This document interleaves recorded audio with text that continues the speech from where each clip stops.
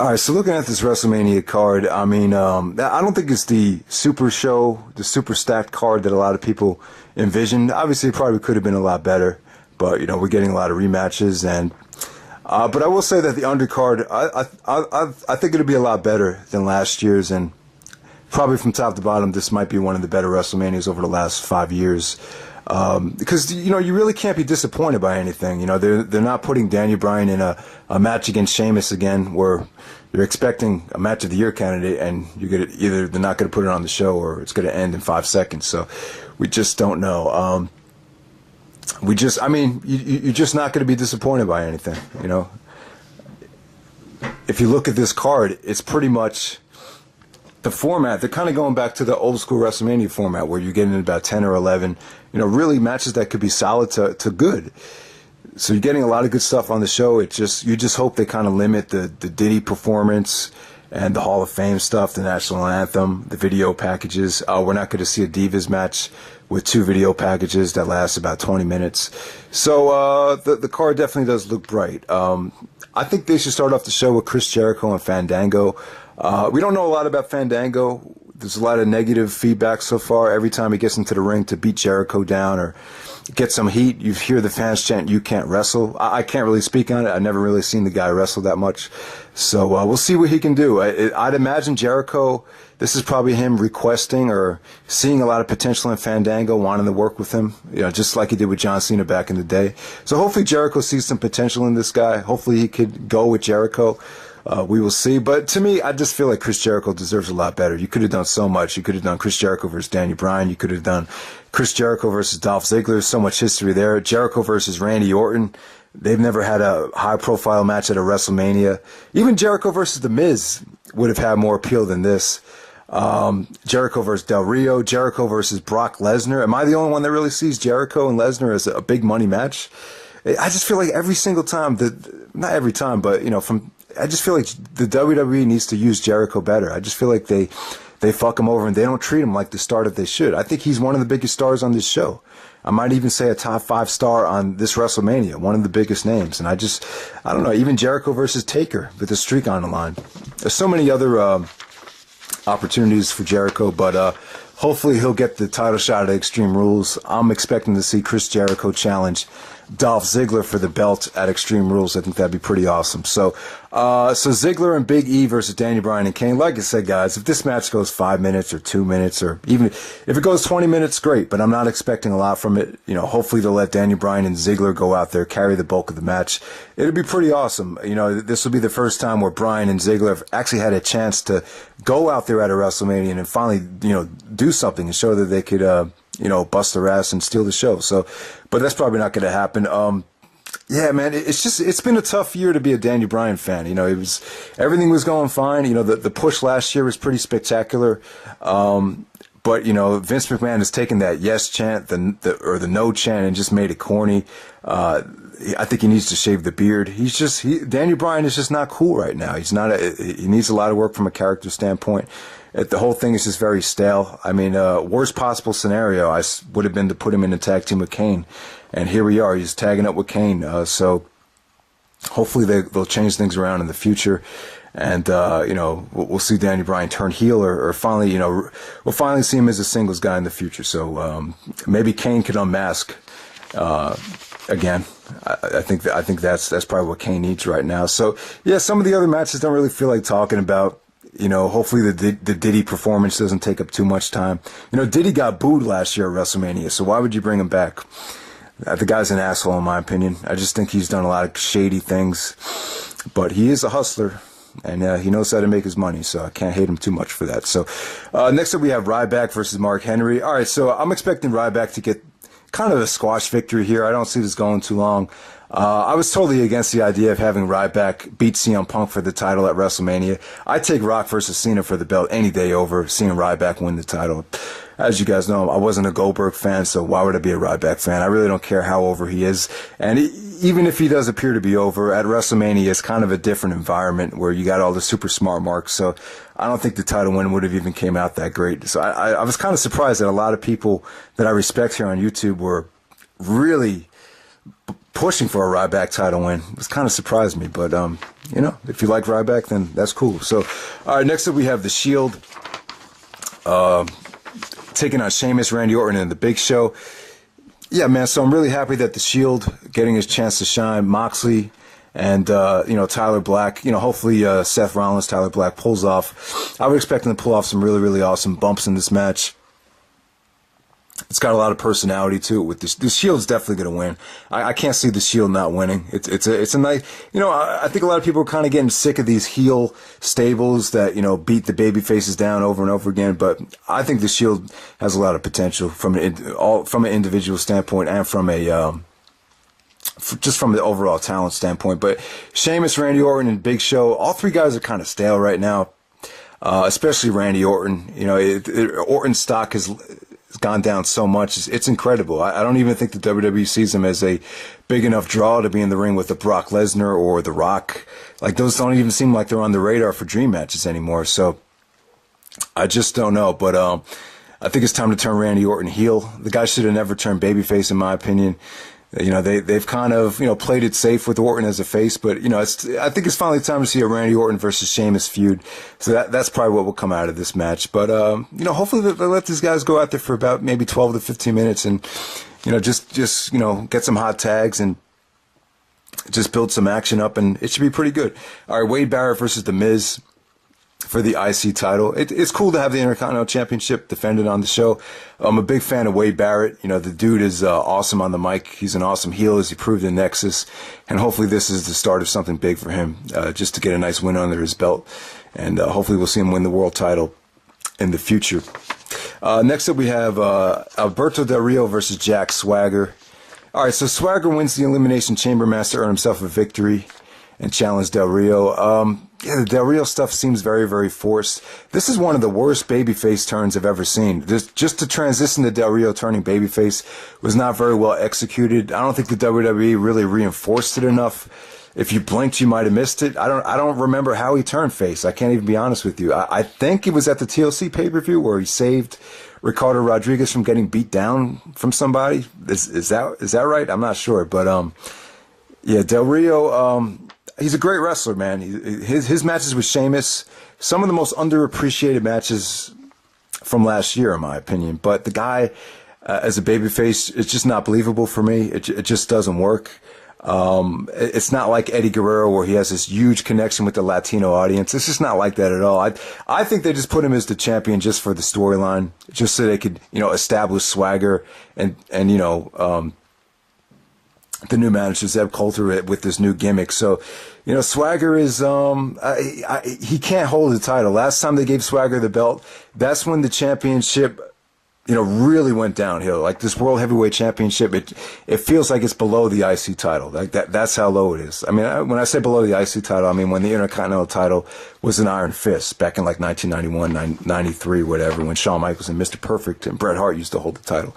So, yeah, Del Rio and Swagger, I just think this is a filler match. I really think this is just a bullshit match so Ziggler could come in and cash in. But I think when Ziggler cashes in, though, he's just going to, I think Del Rio will win the match by submission in about 10 minutes. And I think Ziggler will cash it in and just wrestle Del Rio for another 10 minutes, just really hard with a lot of awesome near falls, just fast-paced back and forth action. And I see Ziggler winning. Yeah, you know, they never cashed in the Money in the Bank briefcase at a WrestleMania. You know, it seems like it's kind of predictable. It probably won't be that big of a deal for Ziggler to win the belt, because, you know, maybe he should aim higher and go for the WWE title, because, you know, it won't even be that big of a deal because this title doesn't main event any pay-per-views. I understand that, but, you know, fuck it, man. It's WrestleMania. Just give Ziggler the belt. They've waited long enough. It's time to do it. So that's just my opinion. All right, next up we have Brock Lesnar versus Triple H. Triple H actually tapped out to Lesnar at SummerSlam. You guys might remember a lot of "you tapped out" chants. It was supposed to be Triple H's last match to get the big send-off, but kind of got booed. Didn't really get the respect, you know, that Triple H deserved. So I'm glad that Triple H can possibly get the emotional send-off that he deserves. Whether we love Triple H or hate Triple H, you can't deny the effort and the work that he's put into the WWE over the years. I mean, the guy is he's been a machine, you know, especially when he got hurt and finished that match with Jericho. I mean, he's He's definitely a role model and one of the hardest working wrestlers in WWE history. So deserves an emotional send off. I love the stuff that they did with Shawn Michaels. Shawn Michaels made a great point, because if Lesnar retires Triple H, then he's losing to someone that he doesn't respect, and that guy doesn't respect him either. So the stuff with Shawn was pretty cool. I hope that Shawn doesn't interfere in the match. I just don't think it's needed, because obviously a Shawn Michaels Lesnar program is it's something that I think is out of the cards right now. So I don't think Shawn needs to interfere. I think Brock needs to win this match. I think Lesnar is on a tear right now. I think he's brought, I know a lot of people don't like the MMA shit that Lesnar does, but I think there's reasons for that. There's political reasons for it, but I think there's, health reasons for Lesnar wearing the MMA stuff. For some reason, I just have a gut feeling that he doesn't want to expose certain parts of his body. But that's another topic for another day. But yeah, Lesnar needs to win this match, man. I know a lot of people don't think he's worth the $5 million or whatever money they're paying him, but I think he's worth it though. Every time that he comes out, when they've used him in this Vince McMahon Triple H storyline, it just feels like a big deal. It feels like an animal coming out. It brings a lot of intensity to the show. It brings credibility. And I agree. I don't really care for Lesnar using the MMA attire, but it does create that real fight atmosphere. Especially he did that with the John Cena match at Extreme Rules. It definitely brought that atmosphere to the match. But Brock needs to win this match. I know Triple H will lose twice in a row. I don't think he'll mind doing the job for Lesnar. I mean, you would expect Triple H to get the win back, but there's so many big money matches that you could potentially do with Lesnar next year. Lesnar versus Punk, Lesnar versus Rock, Lesnar versus Randy Orton, and maybe even Lesnar versus Daniel Bryan a couple years down the road. Brock has a lot of juice left. He's only 35 years old, so just a lot left for Brock Lesnar in the tank. I think it would be a mistake to have Triple H, who's 44, to get the win here. That'll be totally unnecessary. I think Triple H is ready just to hang it up, even though he does look in great shape, though. He looks like he's in the best shape of his life, to be honest with you. He's really hitting the gym hard. So I think this would be an awesome match. No holds barred. They could use weapons. There'd probably be a million F5s and pedigrees. But just hopefully they can make it interesting. So I'm really expecting a lot there. And the build-up has been good. Give Paul Heyman credit with the build-up. I know a lot of people weren't excited about it because the match at SummerSlam kind of left people kind of dry. But I think I think this has had the best build-up out of the three big money matches, to be honest. All right, so Undertaker versus CM Punk. A lot of people were disappointed with the whole Paul Bearer and the Urn storyline. It's kind of tough when you have Taker sit on the sidelines all year. You throw him back into the fire, and you got to come up with some type of creative storyline. It's just not that easy, I don't think. But I think they did a good job with it on the Go Home show, with Paul Heyman dressing up as Paul Bearer and the attack with the urn and the ashes. I thought it was necessary. I thought it controversial, I know, but this thing, it needed something big going in the WrestleMania, and I think they accomplished that. So good stuff there with the build-up with the Go Home show. I think CM Punk needs to win this match. I'm kind of excited about this now because everyone expected, Taker and Cena, possibly with the streak on the line, you might see Cena going over. Well, if there's anyone that's just as credible as Cena right now, it's CM Punk. And I think Punk should be rewarded. I mean, the guy busted his ass, made the WWE title so important over the last year, only to see it get taken away from him by The Rock. He won two pay-per-view victories, 2 pay-per-views in a row over CM Punk. I think Punk needs to be rewarded with the win over Taker. Taker doesn't have anything left, man.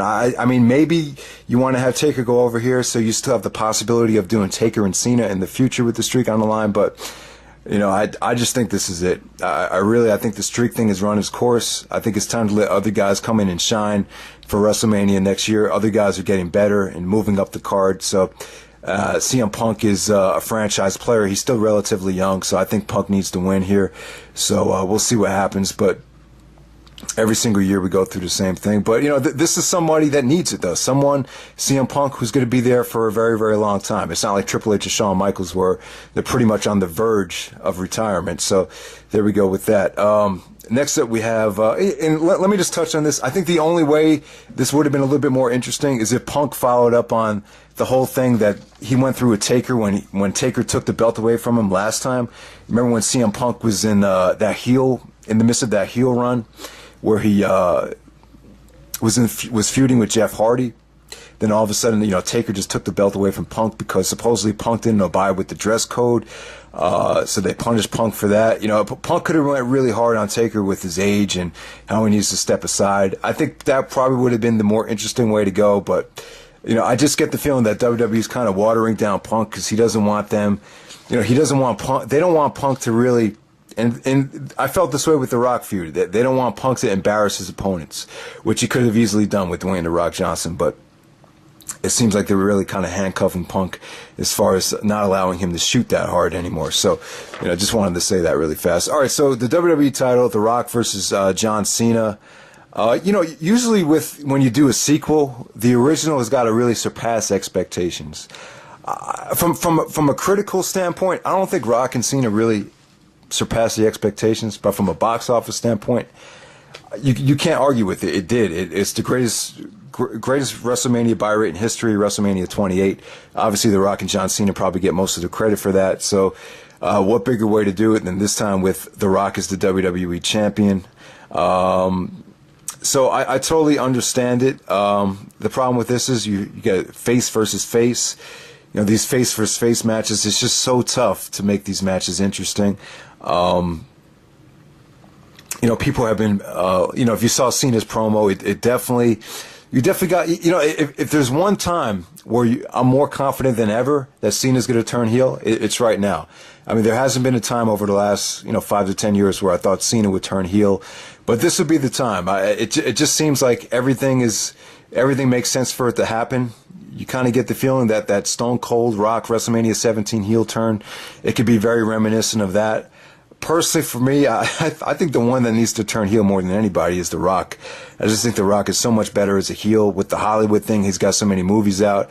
He's not going to wrestle a full-time schedule. You could definitely do a Rock heel turn. Obviously, you don't see it happening. Probably not. But, I think The Rock needs to win the match, though. I think it's way too predictable to have Cena win. Even if Cena's going to turn heel, it's still, I just don't think it's good enough. If anything, I would have The Rock win the match. Maybe Cena can do the heel turn after Rock actually defeats him. You could do something like that. Last year their match wasn't, they kind of went into near fall overkill, but at the same time, there's something missing from it. Hopefully this year you have just a better atmosphere. It just felt like, it just failed to create that Hogan Rock type of atmosphere. The build up for some of these matches just really wasn't there. But, I think with Rock and Cena, there's just a big, there's a big question mark there. This is a New York City crowd. I'm kind of hoping it's not, it's not mostly New York City. I'm hoping it's more of an international crowd because I just have a really, really bad feeling that the fans might crap on this match the same way they did with Goldberg and Lesnar at WrestleMania 20. So I hope that doesn't happen. I hope they have a great match. I hope, I think it's going to work better if Rock is more of the babyface and they just booed the shit out of Cena. I mean, obviously I don't see the crowd really, rooting for Cena and booing The Rock. I don't see that happening. But, yeah, man. So it's kind of unpredictable though. It's a lot is at stake. It's the type of match where whoever wins or loses, the whole direction of the company is just pretty much going to change. So it's a really, really big match. I'm really excited to see who wins it. I'm not so sure how good this video came out. A lot of these matches really didn't even feel like talking about, to be honest with you. But I think this will be a solid show. I think it'll be a good WrestleMania. I'll probably do a preview of Ring of Honor, Supercard of Honor 5, and I'll touch on some of the other indie matches probably on Thursday night. So we'll see what happens. Hope you guys enjoyed the video, and take it easy.